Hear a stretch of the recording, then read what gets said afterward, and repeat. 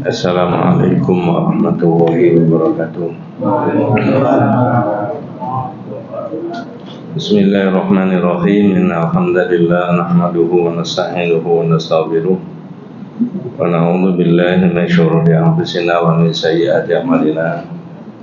May yahdihillahu fala mudilla lahu wa may yudlil falan tajida lahu waliyyan mursyida. Asyhadu an la ilaha illallah wahdahu la syarika lah wa asyhadu anna Muhammadan abduhu wa rasuluhu la nabiyya ba'dah. Allahumma shalli ala Muhammad wa ala ali Muhammad kama shallaita ala Ibrahim wa ala ali Ibrahim wa barik ala Muhammad wa ala ali Muhammad kama barakta ala Ibrahim wa ala ali Ibrahim fil alamin innaka Hamidum Majid. Amma ba'du. Ma'asyiral muslimin rahimani wa rahimakumullah, usikum wa nasihat bitaqwallahi faqad faza man ittaqa. Ibu-ibu, bapak-bapak, adik-adik para jamaah rahimakumullah. Orang Islam itu salah satu kewajibannya adalah ma'rifatullah bil adillati. Apa maksudnya ma'rifatullah bil adillati itu? Mengerti tentang Allah pakai dalil. Sebenarnya kewajibannya bukan itu saja. Ada 3 yang hampir tiap ngaji itu saya sebutkan. Kalau kita bahasakan itu dengan bahasa yang lengkap, pesan itu begini. I'lam rahimakallahu annahu yajibu alaina ta'allumu arba'i masail. Al-ula al-ilmu wa huwa ma'rifatullahi wa ma'rifatun nabiyyihi wa ma'rifatu dinil islami bil adillati. Ketahuilah saudaraku, semoga Anda diberi rahmat sama Allah Subhanahu wa taala. Sesungguhnya wajib bagi kita itu untuk mengerti tentang 4 hal. Yang pertama adalah orang Islam itu harus berilmu.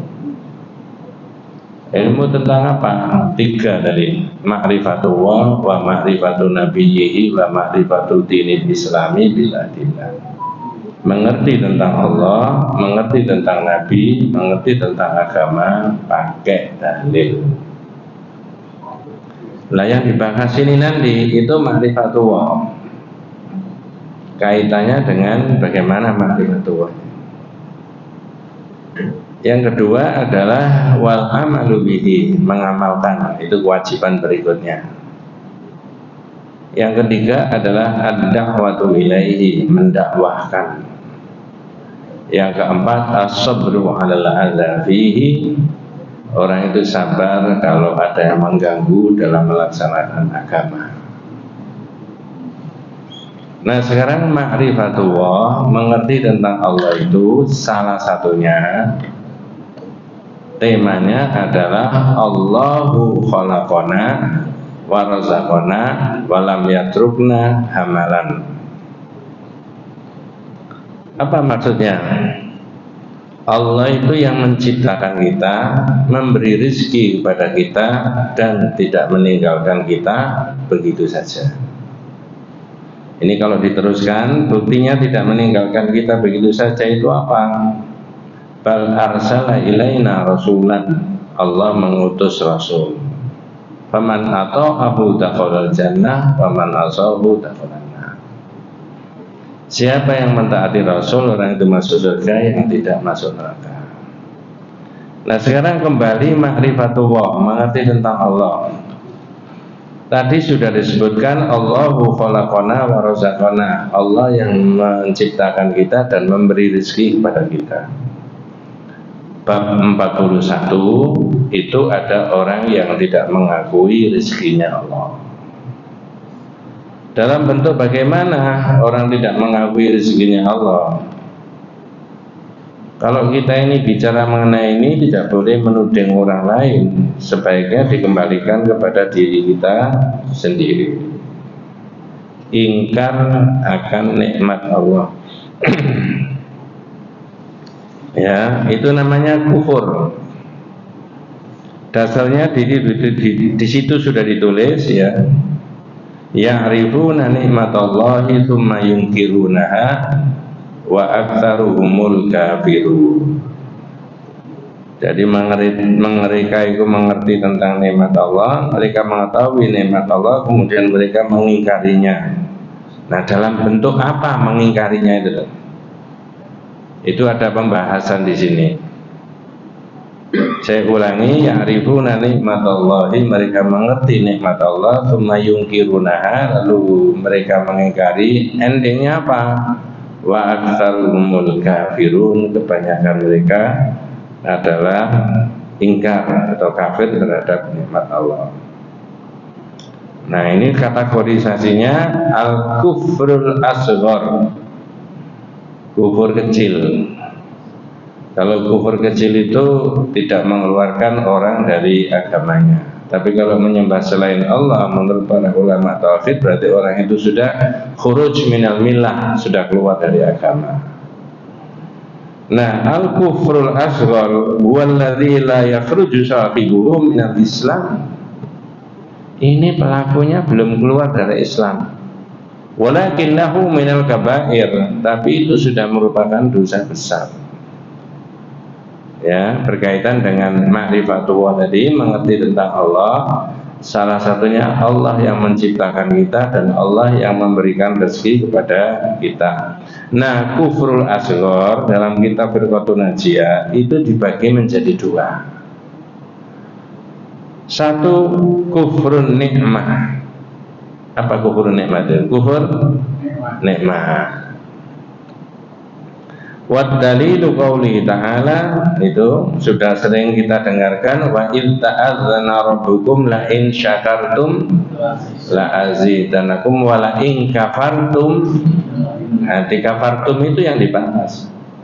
Kalau kamu mengingkari, nah mengingkari dalam bentuk bagaimana? Nanti ada pembahasannya. Itu namanya al-kufrul asghar, kufrun nikmat. Kemudian kitab itu juga menulis ada al-kufrul amal. Ketika orang berbuat itu, naudzubillah min dzalik, orang itu sudah karena perbuatannya menjadi kufur, tapi la yakhruju sahibuhu minal Islam, pelakunya tidak keluar dari Islam. Aslu kullu ma'siyatin utliqa 'alaihi syari' ismul kufr ma'a baqa'il ism al-iman. Ya. Jadi kufur amali yang kedua itu karena pelaku orang tadi wa aslu kulli ma'siyatin, kemaksiatan yang dilakukan orang itu, ya itu bisa dikategorikan orang itu menjadi kufur amal. Ya, salah satunya adalah sababul muslim fusuqun wa qitaluhu kufrun. Jadi mencela, menghina, menghujat sesama muslim itu adalah, itu dianggap fasik dan memerangi mereka itu menjadi kufur. Ada lagi kufur amali, la yazni zani hina yazni wa huwa mu'min.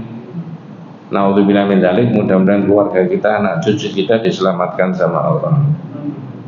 Tidak berzina orang yang pada waktu zina itu dia itu muslim, artinya imannya menjadi apa? Hilang. Karena amal perbuatannya tadi, perzinahan tadi, saat itu dia bukan muslim. Ya, kemudian wala yashrabul khamra hina yashrabuha wa huwa mu'min. Ketika orang minum itu adalah imannya jadi apa? Hilang. Jadi sebagai pembuka pembahasan, ada kufur apa tadi? Kufur nikmat, ada kufur amal. Yang dibahas kufur nikmat. Sumbernya dari kufur nikmat itu bisa diambil dari surat yang saya baca tadi. Ya, ya'rifuna nikmatallahi tsumma yunkirunaha wa aktsaruhumul kafirun. Yaitu berada di surat An-Nahl ayat 83. Nah, sekarang penjelasannya. Ya, mereka mengetahui nikmat Allah, kemudian mereka mengingkarinya, dan kebanyakan mereka adalah orang-orang yang ingkar. Nah, begini. Ada banyak keterangan, Pak.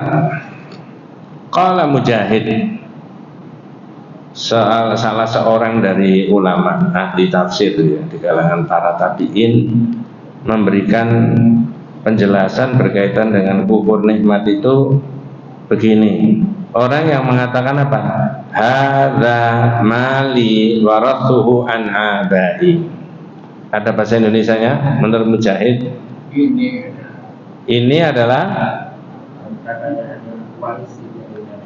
adalah hartaku yang aku wasiati dari bukan aku wasiati, aku warisi dari nenek moyangku. Gampangnya begini Pak, bahasanya saya sederhanakan. Mas, zaman kok punya ini. Oh, ini harta benda saya Pak. Kan di warisannya Bapak. Saya tanya, ada nggak orang ngomong gitu? Itu ukuran panjangan orang, ukuran saya. Orang ngomong gitu salah apa benar? Ukuran saya, ukuran panjangan. Zaman kok duwe ini? Itu warisannya Bapak ini. Seumur sendokono kena adikku, misalkan begitu, sudah diwaris menurut hukum waris. Standar orang ngomong begitu itu dalam omongan masyarakat yang tidak sampai pakai teropong, pakai kacamata akidah tauhid, benar, tidak salah. Tapi kata Mujahid, seorang ahli tafsir di kalangan para tabi'in, omongan begini ini sudah kufur nikmat orang itu. Lah kufur nikmatnya gimana? Nah itu yang dibahas. Ya, itu kan banyak orang ngomong itu.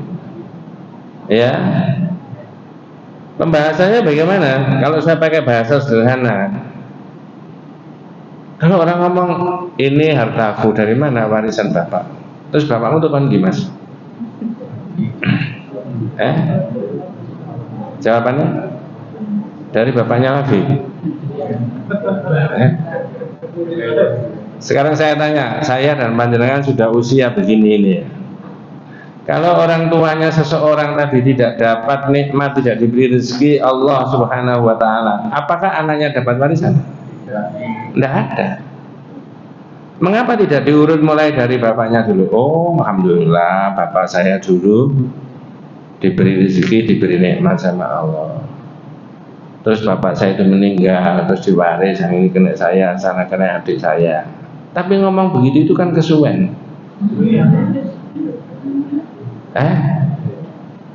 Saking hati-hatinya seorang ahli tafsir, maka jangan ngomong begitu.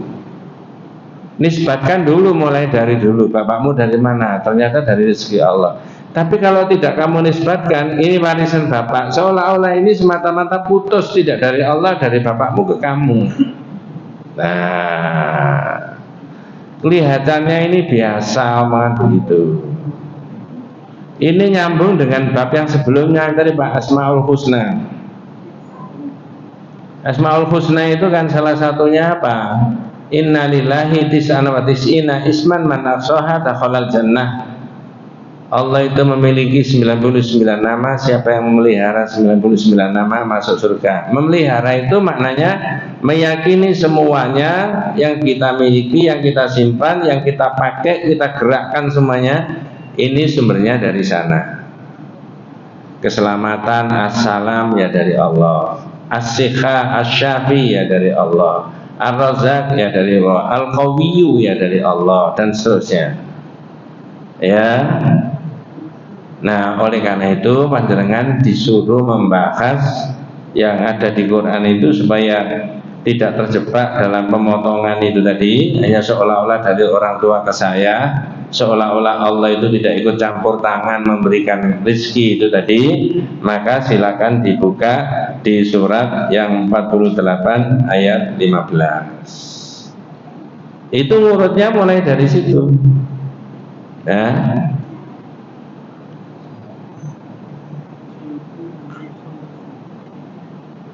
Ngurutnya mulai dari situ Pak, supaya tidak ada pemotongan tadi.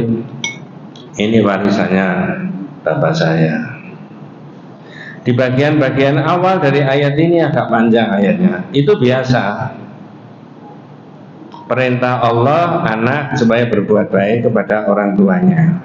Apa bahasa Indonesianya? Monggo. Dan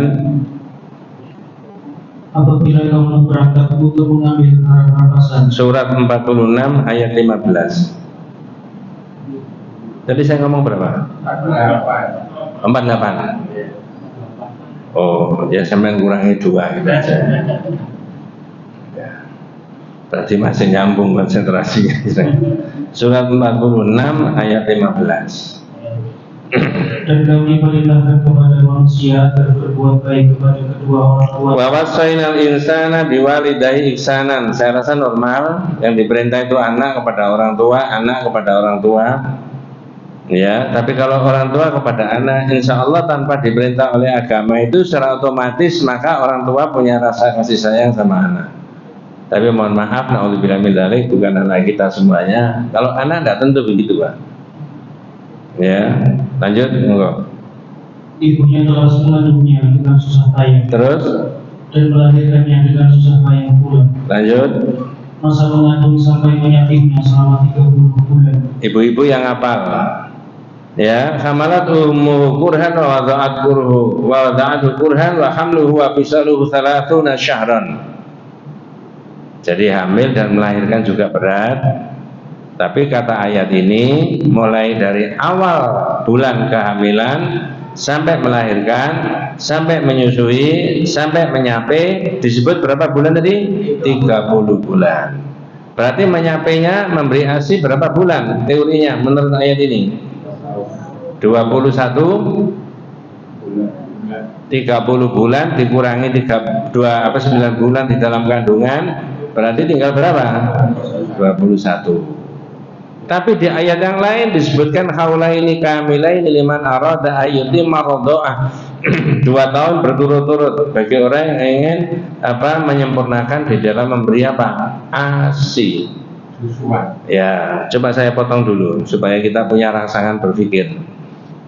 Pak, Bu, terutama ibu-ibu, lebih dahulu mana teks Al-Quran yang ibu itu memberikan ASI kepada babynya, versi ayat ini itu selama 21 bulan, di ayat yang lain 24 bulan. Lebih dahulu mana adanya teks Al-Quran itu dengan pengetahuan manusia tentang kesesuaiannya antara ASI dengan babynya? Dulu mana? Atau pakai bahasa yang lain, dulu mana antara ayat Al-Quran dengan pengertian manusia bahwa ASI itu adalah nutrisi yang inklusif, yang bagus untuk babynya? Lebih dahulu mana? Ayat Al-Quran. Pertanyaan berikutnya, berarti dari ayat Al-Quran bisa dikembangkan teori-teori ilmu pengetahuan toh? Iya. Nah, di situ maksud saya. Al-Quran Arabiyyun lughatan wa alamiyun maknan. Semoga saya tidak salah membaca di kitab yang lain rekomendasinya para ulama. Mestinya adik-adik dan anak-anak kita itu disuruh memahami Quran dulu. Jangan diajar fisika, kimia, biologi, sosiologi, antropologi, tata negara dan sebagainya. Itu berikutnya. Supaya tidak sekuler. Pakai dasar dulu tentang keagamaan. Nunggu nanti siapa Menteri Pendidikan, Kebudayaan, Riset dan Teknologinya itu. Ya. Nah itu, sehingga pendidikan nasional itu, sistem pendidikan nasional bisa dirubah. Mestinya pakai Quran dulu kalau yang muslim. Jadi sebagus-bagusnya susu kalengan, susu apa Bu biasanya? Formula. Itu dibandingkan dengan nasi, itu jelas tidak ada bandingannya. Ini bukan ilmu saya. Kalau ASI suhunya cocok antara suhu badan tubuhnya ibu itu sama anaknya. Panasnya juga cocok, nutrisi yang dibutuhkan cocok. Tapi kalau pakai dot zaman dulu itu dot itu diginikan dulu sama emaknya itu, panas apa enggak kan gitu ya? Kalau ASI enggak. Inilah Quran, sehingga dengan bahasa lain Al-Quran Arabiyyun lughatan wa alamiyun maknan. Quran itu Mas bahasa netok, bahasa Arab, tapi maknanya sangat universal. Nah, itulah salah satu keistimewaan Al-Quran sehingga banyak orang yang hafal apa? Al-Quran. Mulai Al-Fatihah sampai An-Nas. Ya ini kalau tak cek kan hafal Al-Fatihah dan An-Nas. Betul Pak ya? Mudah-mudahan anak-anak cucu kita bisa menghafalkan Quran. Lanjut, bukan itu yang kita bahas. Lanjut Mas. sehingga apabila dia anak itu telah dewasa dan umurnya mencapai 40 tahun. Banyak di Quran itu rekomendasinya Allah itu usia 40 tahun. Ada misteri apa di usia 40 tahun? Nabi diangkat menjadi Nabi dan Rasul usia berapa? 40 tahun. Kalau pakai bahasa populer, Nabi itu dilantik oleh Allah jadi Nabi dan Rasul usia 40 tahun. Berarti kalau belum 40 tahun ya jangan dilantik kan gitu. Nah ini kalau mengacu ke Nabi tadi loh ya, ada misteri apa? Ini mohon maaf, ini bukan loh Pak, bukan mengolok-olok loh ya. Tapi mestinya ahli-ahli di bidangnya yang punya teori ilmu macam-macam, ada misteri apa dalam usia 40 tahun? Kok Al-Quran menyebut 40 tahun? Ya, kadang orang diberitahu, Pak itu belum 40 tahun, tidak bisa. Gampang Mas, gimana? Ya aturannya dirubah. Gitu aja kok repot ya. Ngaji kok iso ngono ya. Tapi saya titik tekannya di 40 tahun Pak. Maka kewajibannya para ahli ilmuwan untuk meneliti misteri psikologis, biologi, sosialnya usia 40 tahun itu apa. Begitu. Wes, kita tinggalkan aja, bukan itu. Ketika anak itu sudah usia 40 tahun, apa yang dia lakukan? Monggo. Dia berdoa. Nah, inilah yang kaitannya dengan rezekinya Allah kepada orang tua tadi Pak. Sehingga jangan dipotong. Ini warisan nenek moyangku, jangan begitu. Apa doanya Mas? Monggo. Ya Tuhanku, berilah aku petunjuk agar aku dapat mensyukuri nikmat-Mu yang telah Kau limpahkan kepadaku dan kepada kedua orang tuaku. Siapa Pak yang disebut tadi, yang diberi nikmat sama Allah tadi dalam ayat ini? Diriku dan orang tua. Diriku dan orang tua. Berarti doanya ini yang betul-betul untuk direkomendasikan kita supaya tidak terputus tadi. Ya, maka akui auzi'ni an ashkura ni'mataka allati an'amta alayya wa ala walidayya.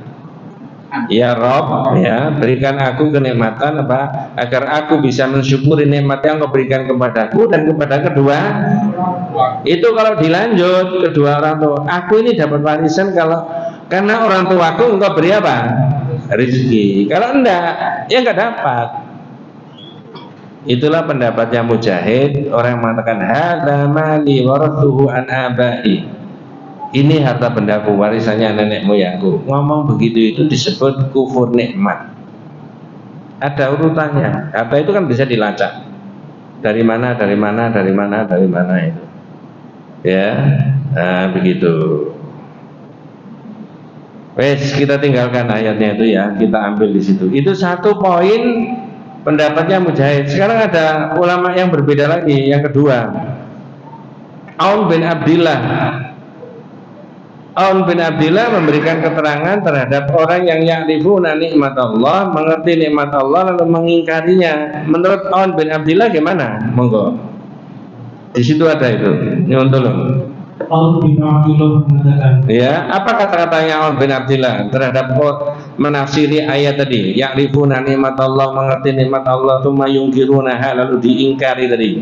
Monggo. Ya, ini kata mereka, kalau bukan karena fulan tentu tidak akan menjadi begini. Kalau la fulanan lam yakun kadza. Mas, sampean kok bisa? Oh, ini kalau tidak ditolong bapaknya tidak bisa Mas kayak begini. Ada orang ngomong gitu Pak? Apa betul setiap orang yang ditolong sama bapak A atau bapak B seperti itu bisa? Kita kasih contoh ya. Mudah-mudahan ini bukan kita semuanya ya. Kalau ada kebaikan yang mudah-mudahan kita. Ada anak muda belum punya pekerjaan. Di kampung itu kesana kemari cuma ngalor ngidul mainan gitaran nyanyi-nyanyi. Dipanggil oleh Pak Haji Dolan. Mas, kerja apa? Oh, enggak punya Pak Haji. Oh, eman masih muda. Kayak itu Pak. Orang itu Mas ya kreatif dari apa sana sini. Itu loh saya punya warung kosong itu saya main tunggu. Loh saya nyewanya gimana? Nggak usah disewa, ditempati aja, dibersihkan, dicat apa, kamu jual belajar lah, namanya usaha ada saja, insya Allah rezekinya Allah itu. Gitu Pak Haji ya? Iya. Lalu anak itu jual bakso, dapat 1/4 kilo, habis setengah kilo, habis dirintis 1 kilo dan itu akhirnya sukses 3, 4, 5 tahun, 7 tahun, 10 tahun sukses. Bisa beli ini, beli ini, beli ini. Ketemu temannya SMP yang sudah 12 tahun tidak ketemu. Ngerti maksud saya? Ini karangan saya, bukan hadis loh ya. 12 tahun bisa ketemu.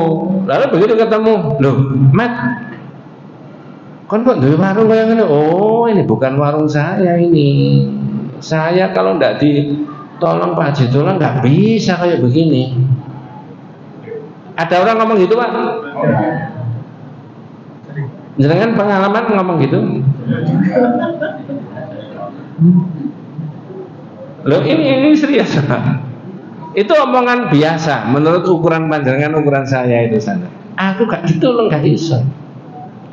Dengan kata-kata begitu saja itu sudah memutus antara dirinya dengan Allah nggak kira-kira? Nah, Masya Allah. Orang yang sudah bersyahadat tidak seusianya begitu. Temannya yang sudah 12 tahun tadi ngomongnya keliru pisan, tambah koclop ini ngomongnya. Oh, ning ngono aku tak njaluk turun Pak Jedol aja iso sugih koyo on. Karena asosiasinya pikirannya temannya tadi ini ditolong bisa begini kan? Kalau begitu saya tak minta tolong lagi supaya bisa kaya kayak kamu. Di situ trouble-nya ucapan itu berkaitan dengan tauhid.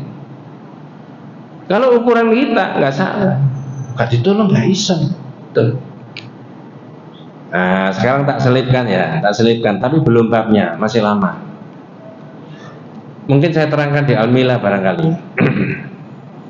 Jangan pernah mendengar zaman Bani Israel itu kata Rasulullah ada 3 orang itu yang miskin lagi cacat? Belum? Apa tidak sebaiknya sudah Ustaz tapi lupa? Gitu aja ya. Ya. Oh, ini serius. Satu, apa cacatnya? Ini kena penyakit lepra. Yang kedua, kena penyakit kepala bodak, tidak ada rambutnya tapi kotor semuanya. Yang ketiga, buta.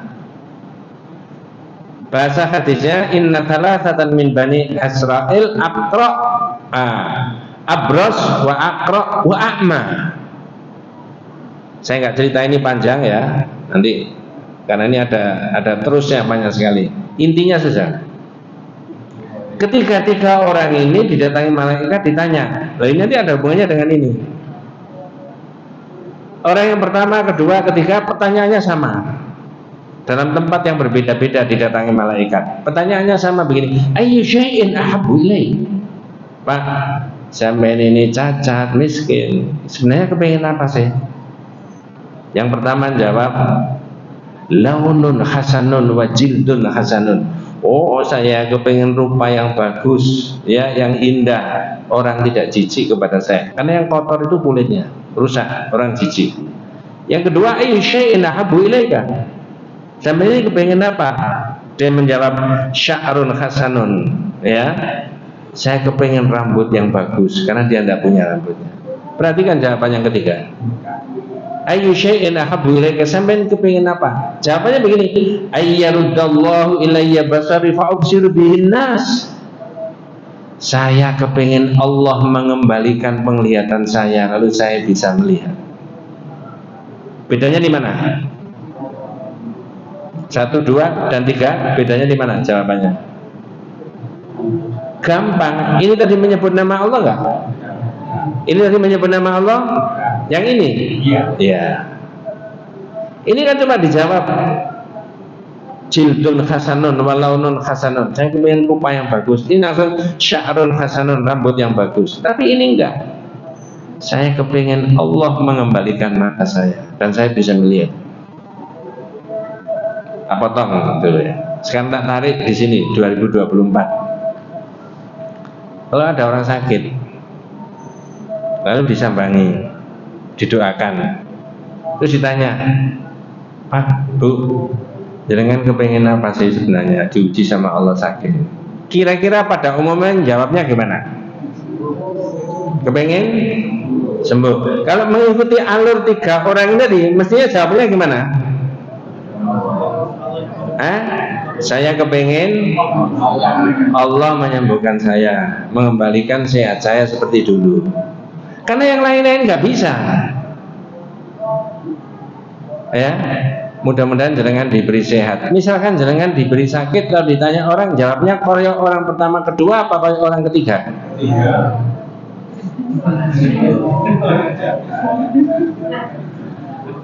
Setelah ngaji. Mudah-mudahan betul Pak ya. Setiap saya ditanya orang, bahkan murid saya di sepanjang, kalau murid saya panggil Pak Najib, Pak Najib gimana kabarnya? Apa jawaban saya? Alhamdulillah, Allah masih memberi sehat. Tapi saya kadang diprotes orang Pak, Ustaz, Alhamdulillah sehat aja kan sudah termasuk mewakili karena ada pakai Alhamdulillah. Belum tentu. Gimana? Alhamdulillah sehat. Kalau sehat gimana? Tak gowes terus makanya sehat. Bisa begitu kan? Sampai sehat. Oh, saya mengkonsumsi ini terus, makanya sehat. Orang yang ngomong tak gowes malah sehat, tak ini juga sehat, itu melupakan Allah, sudah terkoneksi sama Allah, diputus.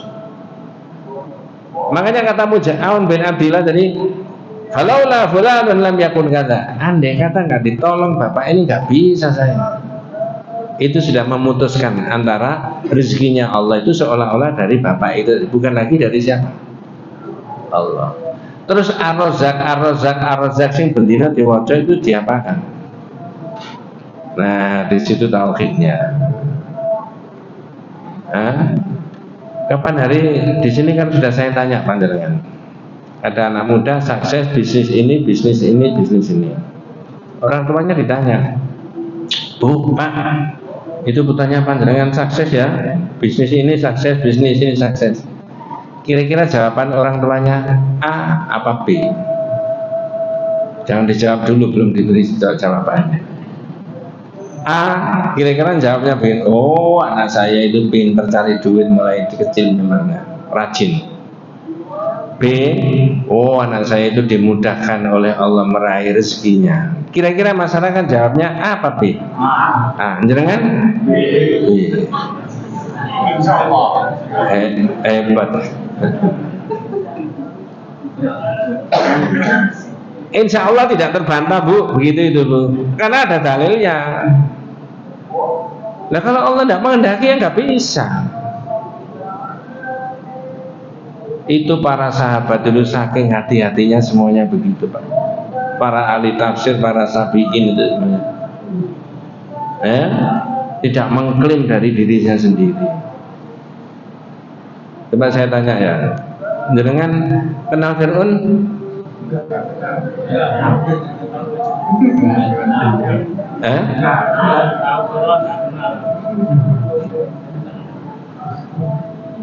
Coba ya, saya larikan ke situ ya.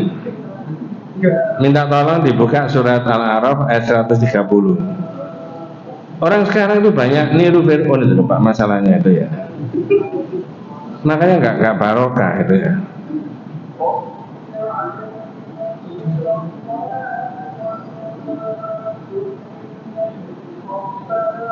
Surat apa tadi Pak? Al-A'raf ayat 130. Mudah-mudahan tidak salah menyebut.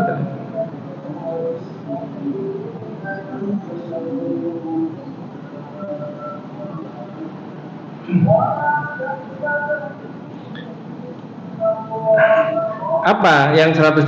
Monggo dibaca bahasa Indonesianya sepintas saja.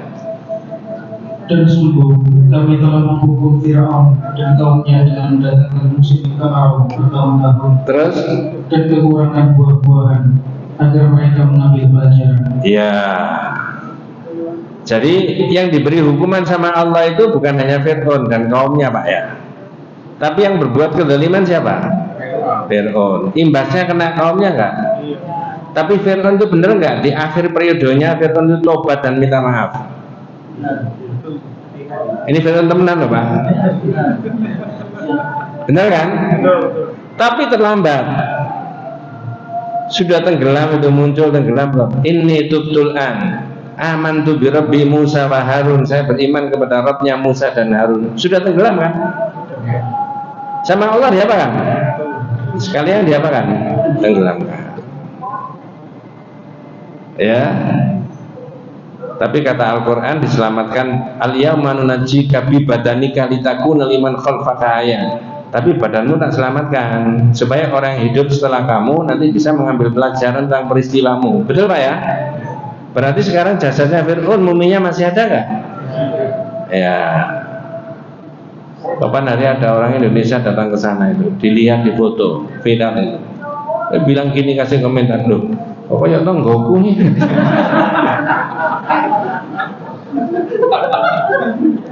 Enggak tahu, bukan. Saya enggak pernah ke Mesir Pak. Ada jamaah saya di Gunung Sari itu ke Mesir juga, lihat di museum itu. Sama penjaganya dalam bahasa Arab diterjemahkan dalam bahasa Indonesia. Dituding jenazahnya Fir'aun. Ini setiap hari disiksa sama Allah di alam yang berbeda. Jasadnya ya di sini. Nah, Qur'annya memang ada.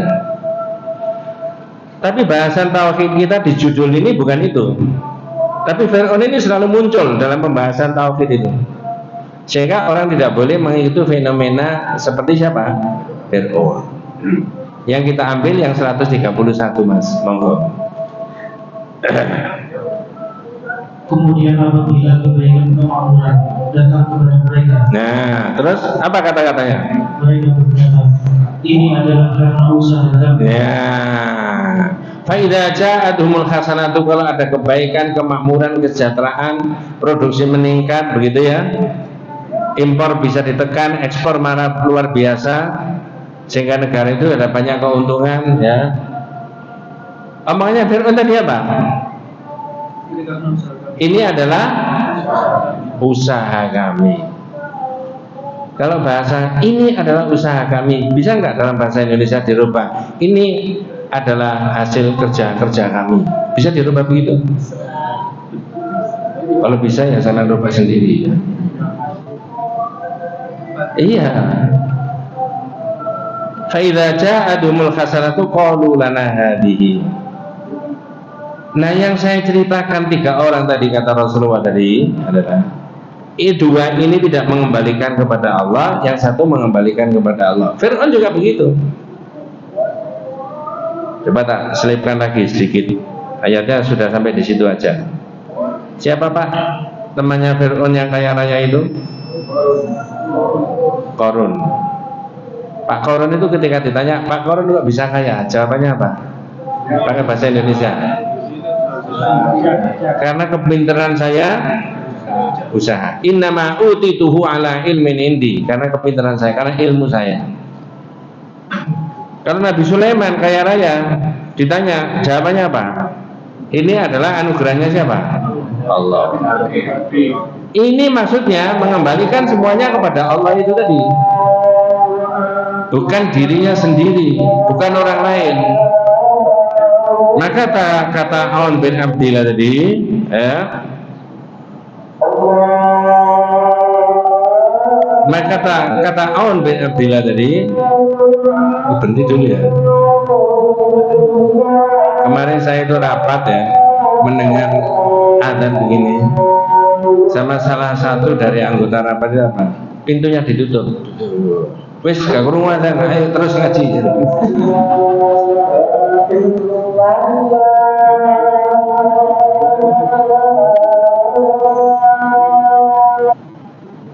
Kalau Mujahid tadi mengatakan begitu, hadza bisyar, hadza mali warathuhu an abai. Ini adalah harta saya, warisan dari nenek moyang saya. Itu sudah memutus rezekinya Allah, nikmatnya Allah yang diberikan kepada kedua orang tua. Kemudian Aun bin Abdillah tadi beda lagi. Nah, seseorang yang memperoleh nikmat dalam arti duniawi itu dinisbatkan kepada seorang A, seorang B, seorang C. Ini kalau nggak karena bapak ini, ibu ini tidak bisa. Itu pendapatnya Aun bin Abdillah. Dan saya rasa betul, itu logikanya juga masuk. Tidak semua orang yang ditolong oleh seorang A, seorang B bisa mencapai yang setinggi-tingginya. Jangan begitu. Pekerjaan bisa ditiru, Pak? Bisa. Rezeki pasti sama? Tidak. Disitulah rahasianya Allah itu. Yang terakhir Qutaibah, Ibnu Qutaibah. Qala Ibnu Qutaibah yaquluna hadza bi syafa'ati alihadina. Monggo, apa kata Qutaibah? Ini adalah menurut tafsir Ibnu Qutaibah, mereka itu mengatakan adalah berkat syafaat sesembahan kita. Bahasanya saya pakai bahasa sederhana. Ini sukses gara-gara sesembahan Tuhan-Tuhan kita selain dari Allah. Misalkan begini, loh kok sukses? Dulu masuknya ke sini itu betul Pak, harinya Jumat Pahing, yang dihindari Rebo Pon. Nah ini karangan saya sendiri Pak. Ya. Atau dulu saya pindah ke sini itu bawa ini. Jadi rezeki lancar, nikmat yang lain-lain itu dinisbatkan ke situ, bukan lagi kepada siapa? Allah. Oleh penulis tauhid ini ditambahi hadis yang agak panjang, tapi saya potong bisa diterangkan setengah menit. Nah, ceritanya begini. Zaid bin Khalid cerita, "Shalla bina Rasulullah sallallahu alaihi wasallam salata subhi bil Hudaybiyah ala athari sama'i kanat minal laili." Zaid bin Khalid cerita, saya itu pernah sholat subuh bersama Rasulullah di Hudaybiyah. Kalau tidak salah Hudaybiyah itu 5 km sebelum masuk di Mekah. Sholat subuh yang saat itu malam hari hujan. Lah kalau malam hari hujan berarti pagi hari masih ada nggak bekas-bekas hujan? Ada. Falamman sharafa minas sholat, ketika selesai sholat aqbala 'alan nas, Nabi menghadap kepada para sahabat. Ditanya sahabat, hal tadruna madza qala rabbukum? Anda tahu nggak Allah itu dawuh apa hari ini, pagi hari ini? Ya karena pertanyaannya Rasulullah kaitannya dengan akidah dan ibadah, maka semua sahabat sepakat dikembalikan ke Nabi. Bahasanya Allah wa rasuluhu a'lam. Allah dan Rasulnya yang lebih tahu. Kalau pakai bahasa jenengan, sudah di Nabi, wah aku udah sampean. Allah wa rasuluhu a'lam. Nabi. Lalu di situ Nabi, nah dari situ jenengan bisa mengambil pelajaran. Sahabat saja yang disebut as-sabiqunal awwalun, orang yang terdahulu lagi pertama kali masuk Islam, itu ketika aspek akidah dan ibadah selalu dikembalikan kepada Nabi. Maka orang yang hidup di tahun kapan saja jangan merekayasa akidah dan apa? Ibadah. Harus merujuk pada Nabi. Sehingga tidak boleh mengatakan begini, zaman ini zaman Nabi nggak ada tapi nggak apa-apa. Nah itu tidak boleh mestinya. Sahabat saja dikembalikan ke siapa tadi? Kelanjutannya, ya. Terus Nabi dawuh, asbaha min ibadi, qala Allah Ta'ala asbaha min ibadi mu'minan wa kafirun. Kata Nabi, pagi hari ini tadi malam hujan. Itu kata Allah, hambaku itu ada yang mukmin, ada yang kafir. Nah itu loh kaitannya dengan judul ini Pak. Kafir nikmat tadi. Yang mukmin bagaimana? Wa amma man qala mutirna bi fadlillahi wa rahmatihi fadzalika mu'minun bi kafirun bil kaukabi. Orang yang mengatakan kita ini diberi hujan karena rahmat Allah, anugerah Allah. Berarti orang itu apa? Itu beriman kepadaku tapi mengingkari sumber hujan itu adalah bintang. Nanti ada pembahasannya di sini. Oh sudah lewat pembahasannya. Sebaliknya, wa amma man qala mutirna binaui kada wa kada fadzalika kafirun bi mu'minun bil kaukabi. Adapun orang yang mengatakan kita ini diberi hujan karena bintang ini, berarti orang itu apa? Ingkar kepadaku, kafir kepadaku, lebih mempercayai sumber hujan itu apa? Hadis ini kaitannya dengan hujan, tapi bisa ditarik kaitannya dengan ilmu, rezeki, sehat dan sebagainya. Semuanya sumbernya dari siapa? Allah. Itu maksudnya. Maka jangan sampai ada kufur apa tadi? Nikmat. Wallahu a'lam. Ya. Nanti berikutnya bahas mengenai yang agak beda lagi, yaitu tandingan-tandingan. Coba tak kasih clue-nya dulu. Jangan pasti bisa meneruskan. Pakai bahasa Indonesia. Syirik itu ibarat semut hitam. Lanjutkan. Semut hitam. Jangan dirubah semut merah ya. Semut hitam merayap di batu hitam di malam. Orang yang suruh cari semutnya bisa nggak? Nggak bisa, ngelaku mati. Tapi ada fenomena syirik yang orangnya tidak terasa, tapi itu sudah indikator kesyirikan. Nah, saking apanya? Halus. Nah itu kalau tidak belajar tidak tahu. Makanya al-jahlu bil aqidati shahihah, kata Fauzan al-Fauzan, orang itu bodoh, tidak ngerti akidah yang betul, bisa babil itirad an ta'allumiha wa ta'limiha, sebab mereka tidak mau memperhatikan, tidak mau belajar. Atau ada syekh yang alim dalam bidang akidah tapi tidak mau mengajar. Jadi kalau begitu yang terjadi, umat ini cari sendiri-sendiri, maka bisa akidah ghairu shahihah, fasidah, akidahnya rusak. Nah seperti itu tadi. Wallahu a'lam. Kita tutup dengan doa kafaratul majlis.